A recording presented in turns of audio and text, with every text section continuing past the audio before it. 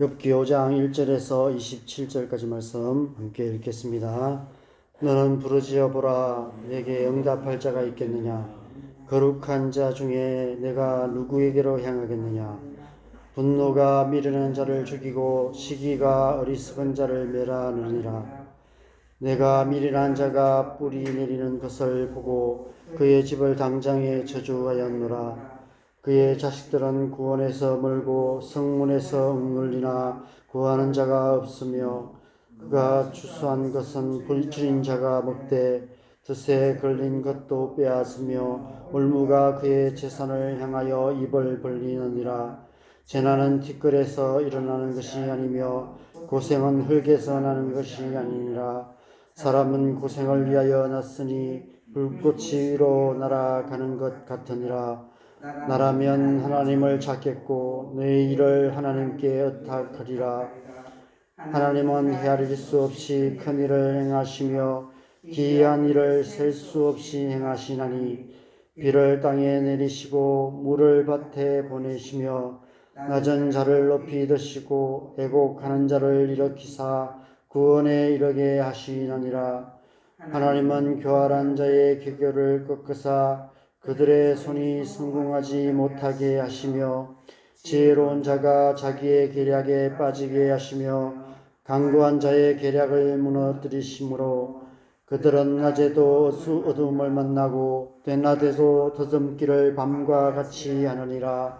하나님은 가난한 자를 강한 자의 칼과 그 입에서 또한 그들의 손에서 구출하여 주시나니 그러므로 가난한 자가 희망이 있고 악행이 스스로 입을 다무느니라.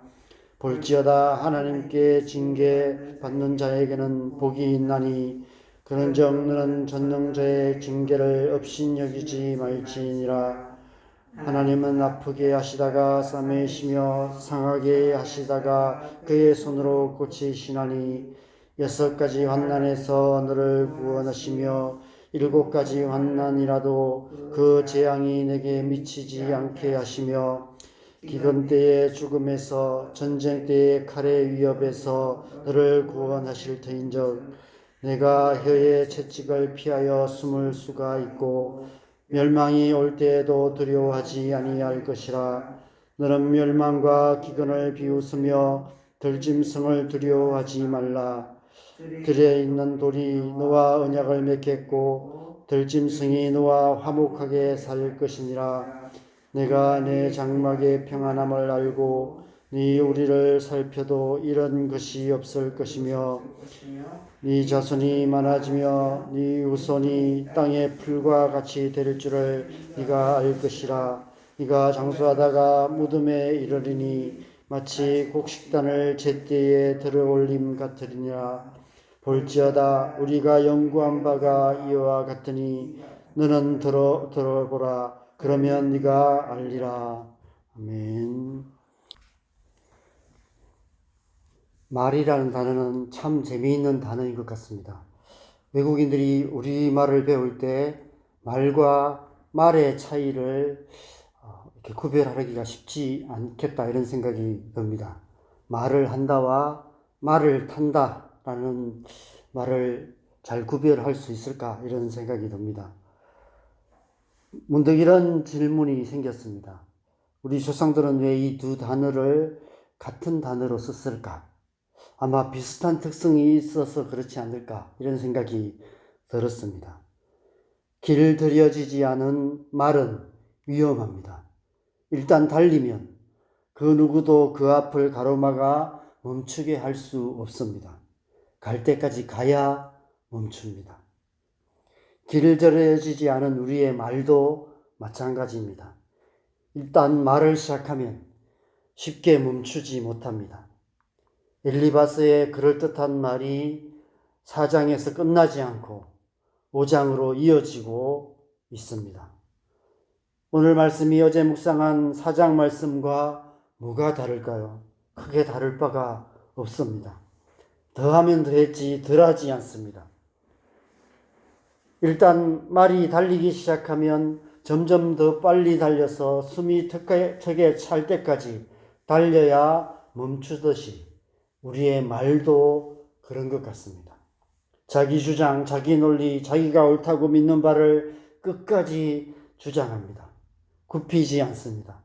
오늘 말씀의 엘리바스의 주장도 어제와 똑같습니다.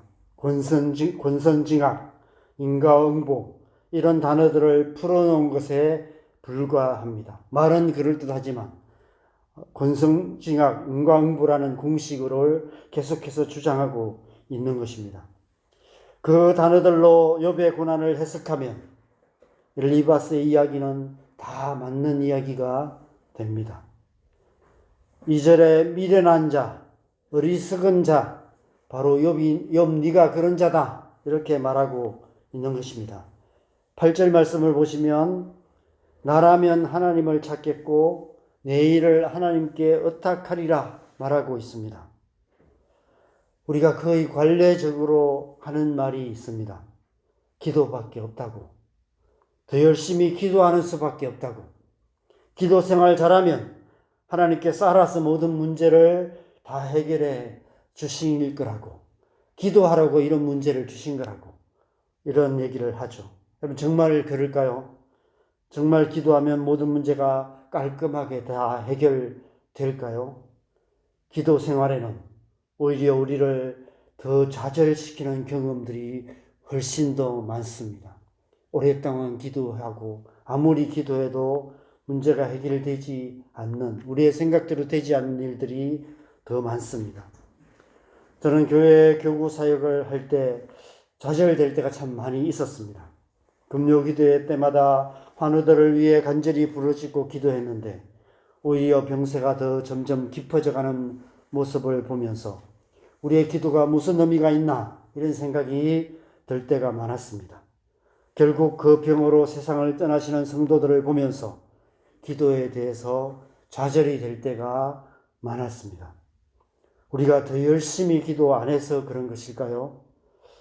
예수님께서는 제자들에게 병든 자에게 손을 얹은 적 나으리라 말씀하셨고 사도들의 사역 가운데 그런 기적들이 많이 일어났었는데 왜 오늘날 우리에게는 그런 기적들이 일어나지 않을까?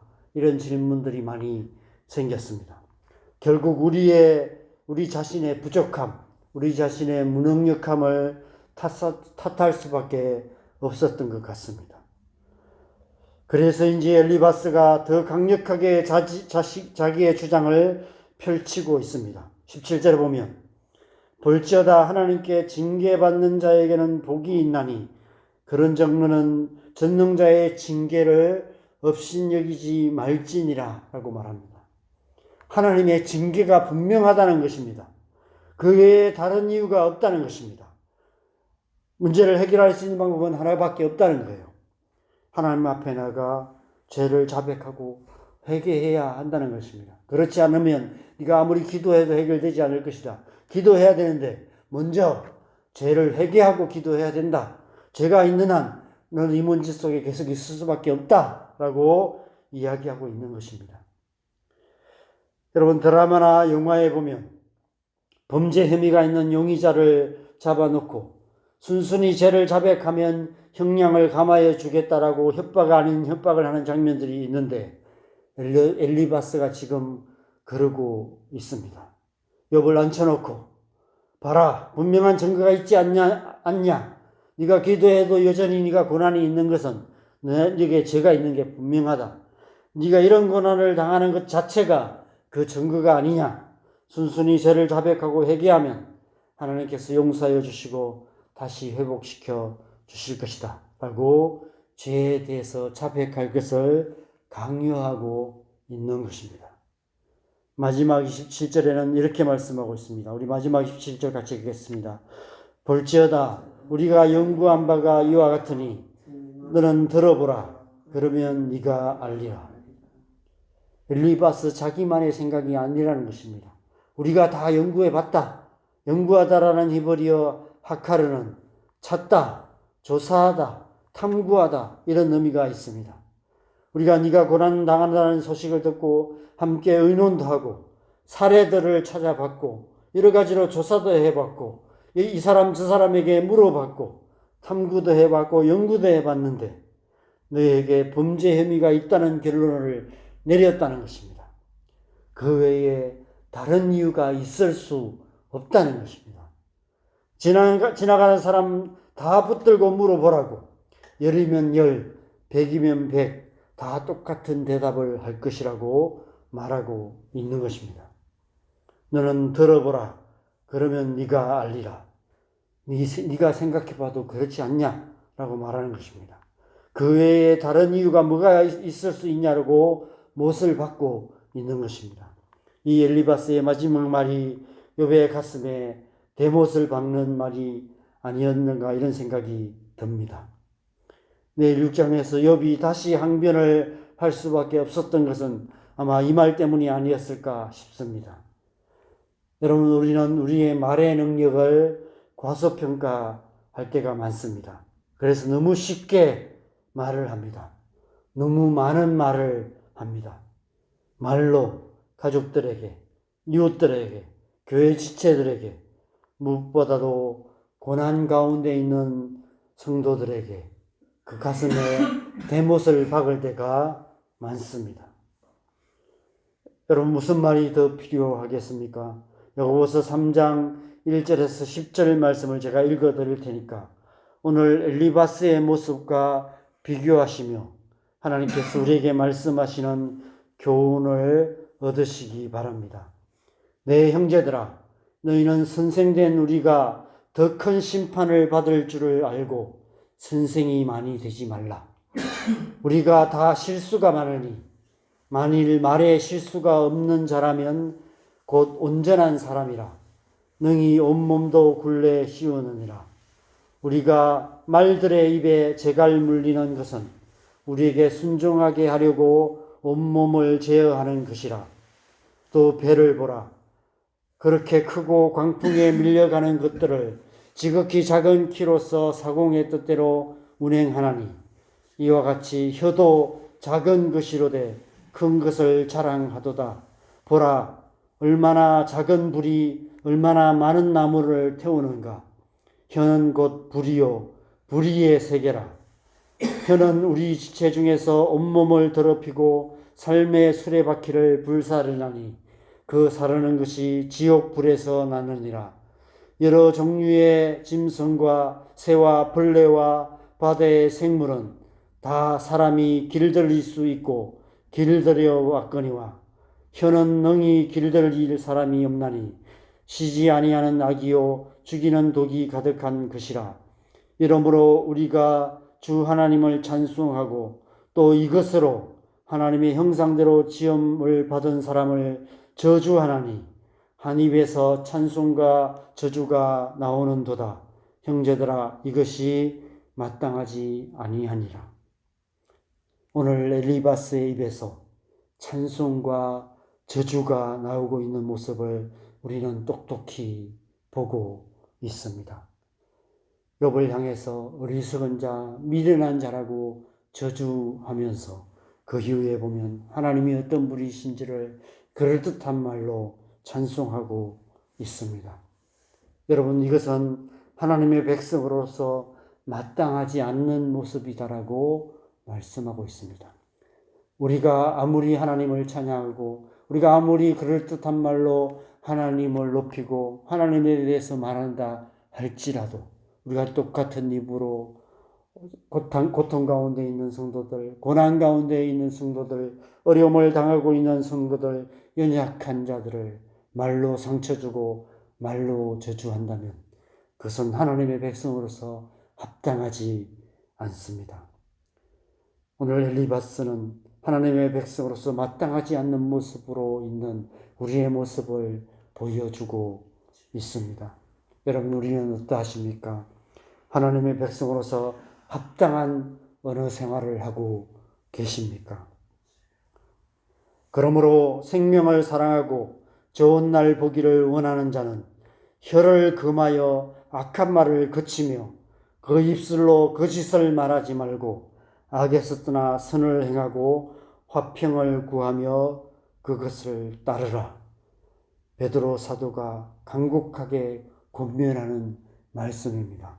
이 권면의 말씀을 마음에 새기고 언제 어디서 누구에게든지 합당한 언어 생활을 할 것을 결단하는 귀한 새벽 되시기를 바랍니다. 그래서 합당한 언어 생활로 하나님의 백성답게 살아감으로 하나님의 영광 나타내는 저와 여러분 되시기를 주님의 이름으로 간절히 축원합니다. 우리 함께 기도하겠습니다.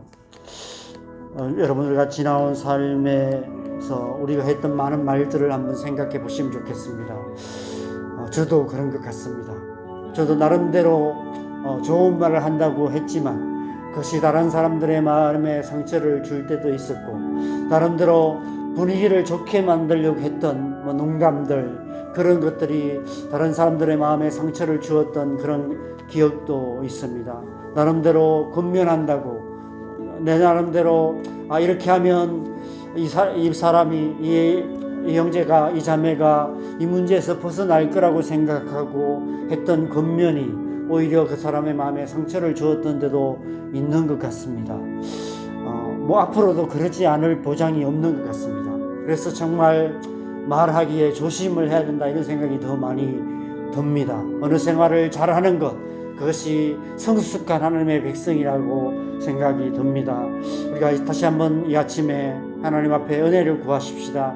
지나온 삶 속에 우리가 상처 주었던 사람들이 있다면 회개하는 마음으로 하나님 앞에 기도하시고, 다시 한번 우리가 거룩한 언어 생활, 하나님의 백성다운 언어 생활을 통해서 하나님을 찬양할 뿐 아니라 고통 가운데 있는 성도들에게 합당한 말로 함께 가슴 아파하고 함께 위로하고 함께 눈물 흘리고 함께 고통하는 그런 말들로 오히려 우리의 말들이 성도들한테 위로가 되고 또 그 어려움에서 이겨낼 수 있는 힘을 주는 그런 언어 생활 될 수 있도록 다시 한번 우리의 언어 생활을 새롭게 해주시도록 은혜 구하면서 함께 기도했으면 좋겠습니다. 기도하시겠습니다. 하나님 아버지, 아침에 주님, 우리의 언어 생활을 새롭게 하여 주시기를 간절히 기도합니다. 우리의 입술에 파수꾼을 세워 주시옵소서. 우리가 나름대로 하나님을 찬양하고 하나님을 높이고 하나님 앞에 합당한 생활을 하려고 애쓰지만 또 우리도 알지 못하는 사이에 지체들에게 상처를 주고 가족들에게 상처를 주는 말들을 우리가 너무 쉽게 내뱉는 것을 우리가 보게 됩니다. 우리의 삶 속에 그러한 모습들이 있었다면 주님 용서해 주시고 다시 한번 우리의 입술을 새롭게 하여 주시옵소서. 우리의 언어 생활이 하나님의 백성으로서 합당한 언어 생활 될 수 있도록 주님 역사하여 주시옵소서. 무엇보다도 고통 가운데 있는 자들, 고난당하는 자들, 연약한 가운데 있는 성도들을, 약한 자들에게 너무 쉽게 우리가 아는 지식, 우리가 생각하는 판단을 가지고 주님 그들의 마음에 상처를 주는 그런 말들을 하지 않도록 주님 도와주시옵소서. 더 성숙한 언어 생활 되게 하여 주시옵소서.